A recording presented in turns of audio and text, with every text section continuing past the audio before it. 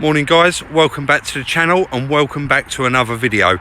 Today's video is going to be on the little Fiat 500. I know I've done a community post last night and everybody is itching to see this new project, and believe me, I've done the video and I'm itching to show you, but right now I just can't upload that video, but it is coming and it will be worth the wait. Today we're going to be working on the little Fiat 500. I'm going to be getting the lower arm on, getting it so it's manoeuvrable so that it can come off the back of the truck. There's a little tiny hole that's ripped out of the where the wing bolts on, so it's going to have to be filled up with filler and have filled up with weld and have a hole drilled through it so that I can install that wing. So today I'm just going to get this lower arm fitted so that it's on all four wheels and it can be driven around the yard. Let's get on with it. Well, that was really nice. I just pulled in the post office, apply for a V5 for the little Fiat 500 that we're getting on with today, and we met a subscriber which was absolutely lovely, and he asked me if the Fiat 500 was done. So whoever that was, I'm sure you'll watch this video. It was really nice to meet you. Sorry I didn't have more time, and it looked like you was in a bit of a rush as well, so let's carry on. So if you remember, in one of the previous videos we come into Kent Auto Salvage and he had this car and it had just come clear as a breaker, and I said that I'd be buying quite a few bits off it. So the little Fiat that we picked up down the auction, we're going to be taking the wing off for it, the lower arm, possibly the leg, and maybe the steering rack end, or drumstick as I like to call it, and getting them fitted on that car today, getting it manoeuvrable, getting it off the back of the truck. I've got a headlight for it, so I'll get that fitted, get the front bumper out, assess it, see if we can use it, and if we can't, I'll have to source a new bumper skin and a couple of chrome trims it needs. I would like to put this on a tripod and do time lapse, but unfortunately I couldn't carry it. I've brought both of my socket sets with me, and that is all I can carry, so I'm going to go on and get this off. I will just quickly say, as I haven't got a tripod here, we've got two bolts here. You got one underneath here, which is this bolt here. You got one here. There's one behind this piece of plastic, just there. You got one down the bottom there, and then once we take the wheel arch liner out, there is a couple inside there, and this wing is actually glued on. They're a nightmare to get off, but I'll come back once I've got the arch liner out and I've started undoing a few of the bolts. So I've removed the arch liner. It's two 10mm here. You've got a 10mm up there, and you've got a Phillips screw just there, and obviously the screws for the bumper, but the bumper was already removed. I haven't undone these two because there is a little bracket behind here and it possibly could be bent, and I don't think it's welded on, so I'm going to actually keep this bracket with the wing. I've undone that one, this one up here, this one here, and down here, and then you've got two left inside. There's one 10mm round the back there, and as you can see there's a 10mm up there, but there is quite a lot of glue to cut off, and you have to be so careful because it's very, very thin metal, and if you try and just pull it away, you will just bend, distort the wing, and it will be absolutely US. So guys, yeah, with these wings, they're really, really difficult. Once you've undone the bolts, you've got all this sealer and you have to scrape away and keep trying to get the blade down behind it, but persistence pays off, and as you can see, it's all kept its shape. It's really nice. I'll be cleaning it up and I'll be resealing this one before I put it back on, so job's a good one so far. Let's get the lower arm off. So as you know, I do get looked after down at Kent Auto Salvage, and I've just paid £40. That was for the lower arm. And what the best bit was, I never actually took it off. They lifted it up on a forklift and whipped it off for me. So lower arm, wheel arch liner and a wing, 40 quid. I'm over the moon with that. Let's go back and get this lower arm fitted, get that car off the back of my truck. So I just jumped in the back of the little Fiat, giving it a bit of a clear out, getting the bumper out, just let the temperature come up. It's been inside that car. I'm going to get some heat on it later and try and pull that out. If I can't, I will order a bumper skin for it. But the wing was in the back, it's got the side repeater, and this is always lovely, and this is a sign that they did start to assess the damage to repair it. So we've got all the bolts for the wing, we've got all the bolts for the front that they've took off, the bumper, etc., and most importantly of all, we got the locking wheel nut. So I've just popped the cap off the wheel. I'm going to get this wheel off, get it jacked up, and make a start on fitting this lower arm. So I've just jacked it up, put the wheel underneath it just in case it falls down, and there's a couple of things I've noticed straight away which is really not good. Number one, the little guide pin's undone. That's not going to affect anything, and it can't actually go anywhere because it's behind the wheel. It sort of seats in these holes behind the back of the wheel so that the wheel can't move when you get your wheel nuts in. And the other thing that I've noticed straight away is the brake discs are actually the genuine original brake discs. They're very worn, and if you look at the pads, they've not actually got anything left on them, like literally nothing. So that's probably why this car had an accident, because there's no way them brakes are going to be any good. The discs are terrible. They've got a huge lip on them and they're really rusty. You can see they're just breaking up. I know that is the excess there, but let's bend down a little bit. There's quite a lip on there. Like I say, those pads, you can see how far out the caliper is, where the pads have worn down so much. So I am going to have to address that. I've just looked at the lower arm and you can see that the kink is actually there. So it should be quite straightforward to get this off. It's not that badly bent. When they're really bent, they're so difficult to get off. So I'm going to start here, undo this bolt, pull it down, and then undo the bolt up under there, the bolt underneath the back here, and that should just drop out, and then we can get the other one in, and that should bring that wheel back where it should be. It doesn't look like the drumstick's bent, so that's a plus that we haven't got to change that. I will be checking the leg, and maybe I'm definitely going to be doing discs and pads on it.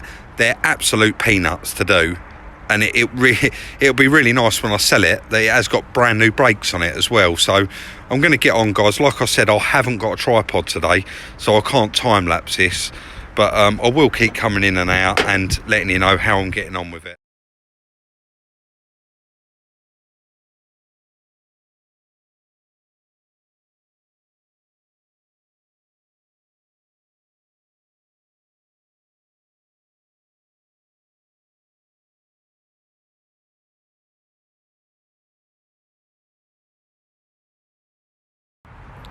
So guys, I was able to prop my phone up just in the bed of the lorry here and do a little bit of time lapse, so hopefully that doesn't come out too bad. Here's the old lower arm, and here's the one we've just been down and got, and as you can see, that's really flat. It's lying on the bed of this lorry, and if you look at that one, it's got a big hump in it, so that's where the bend was in that. So I'm now going to be putting this on. I'm not going to try and time lapse it again. I'm going to get this on there. I need to get it on there really. The weather's really horrible. It looks like it's going to rain and I am outside. So I do want to get that on there and get the wheel back on so that the car starts and drives. In the beginning, in the introduction of the video, I was going on about the hole that needed welding up. But I've just been looking at this, and I do remember when I unbolted the other wing earlier, this bolt in particular actually goes through there. So it's not actually broken, it just needs beating flat, and obviously as you can see that is kicked in there, as is that edge of the seal. I don't never pretend I'm a panel beater by any means. I think I've said it before in previous videos. I don't do any paint work or really any panel beating to an extent, but when Chris gets back, he is out today, but if he does get back before I've finished, I will get Chris to dolly this up for me and dolly all this up as well, so that we can go ahead and get the wing fitted. Obviously there's a riv nut that goes in here and that has been pulled out, so I will get him to dress that up and stick a new riv nut in there. I've got the old wing here, so it has possibly, yeah, as you can see that riv nut is on there. Well, that's the actual bolt, but there's the riv nut, so that will come undone and we will be able to install that back in there so that the wing can go back on and fit perfect in every bolt hole. I'm now going to get on and get this fitted. So it is now all fitted, and as you can see it's sitting that much further forward. Before it was actually back here, and that's why the wheel was touching. I'm going to go ahead and chuck the wheel on and just stick a couple of bolts in it, and then I'm going to leave now and then pop back later when Chris is here, because I'd really like to get him to dolly this up and do these two parts for me before I fully put the wheel on, because I'd like to install the wing base up the inside of it. Like I've said before, with these cars, this is the colour, and the inside edges are all just base coat. So I need to go and get a blade as well, cut all this off, re-seam it, stick the wing back on. That will be the last thing seaming this up, because if I tried to do it and these was in the wrong place, then you're kind of just defeating the object. You're going to be doing the same job twice. But this has gone quite smoothly this morning, and it really didn't take that long at all. But on these Fiats, to change the lower arm, you do need to remove this bar, and this is quite awkward. You've got a bolt here, you've got two underneath, which you can see on top here. You've got this strut brace, which you need to undo, and then you've got the 4 bolts that are actually behind the bumper. You have to move that out just to get to the bolt for that. I mean, that did take 5 or 10 minutes to get all of that off, so the majority of the work is stripping out, as you know. But yeah, I'm going to chuck the wheel on there and I'll come straight back. So that's it, that's the wheel back on, and now it will start and drive. And as you can see, we have got a nice gap. So what I did want to show you just while we was here is the little twin air, but you can just see how well it's been looked after. It's all very, very nice. It's not been jet washed or cleaned, but you can see, you know, it clearly states in the service book it's had 3 services. 2 of those was Fiat, when it was obviously only a couple of years old, but you can see it's always been highly maintained and looked after. Somebody in the comment section in the last video did go on Auto Trader and do the check for me, and it's had 1 previous owner. So it's quite a nice little car, and I'm not going to have any trouble selling this car whatsoever. I'll come back as soon as Chris is here and we've straightened out the end of that seal. So I've just rung up Chris and had a chat with him, and he's not going to be around for a couple of hours. I was going to try and do this in like a 2-part stage, literally get it panelled up today if we could get away with the using the bumper, and then obviously deliver it up to the paint shop and then bring it back after the paint shop and do the final on it. But I'd like to get this uploaded tonight, so it's, you know, it's content for you guys and you can see what I've been getting on with. And then I'll do a second part on it when Chris is around. We get everything straight, we get it all panelled up so all the gaps are absolutely bang on, and then we'll drop it at the paint shop, and once they're done up there, I'll do a final on it. So it's going to be a bit of a 3-part series, of, well, 4 parts including the part when we went to collect it. But while I was just on the phone to Chris and I'll come straight back, I thought I'd just chuck that wing on there. The only reason I've chucked that wing on there, number 1, so that you can see it, and number 2, it was sitting in the back of the car. I've just obviously bought it, and it's better to have the panel bolted on the car than sitting in the car or standing around, because if it gets knocked over, it's going to get a dent. If you throw something on top of it or it moves, it's going to get scratched. So I've just literally temporarily put 2 bolts in it, 1 there and 1 up there. And as you can see already, as soon as you put a bit of weight on that bonnet, the gap comes back down all where it should be. So this is going to be a very, very fast, easy fix. You've just seen me put that lower arm on there. We have got a gap here, and you can see how much further back that has crinkled round, literally half of my finger. So I will get Chris to dolly that up. That wheel is still too far back. I have looked in there, and that leg does appear to be slightly bent, so I'm going to change the whole leg on it as well. I've just run Kent Auto Salvage where I got the lower arm, and it's going to be an additional £40 for a complete leg hub assembly. So rest assured we are going to be changing that. But yeah, a couple of people asked in the last comments, not a couple of people, it was more like 30 people, and really I didn't cover it on the video, so I just wanted to cover it now in case anybody was wondering.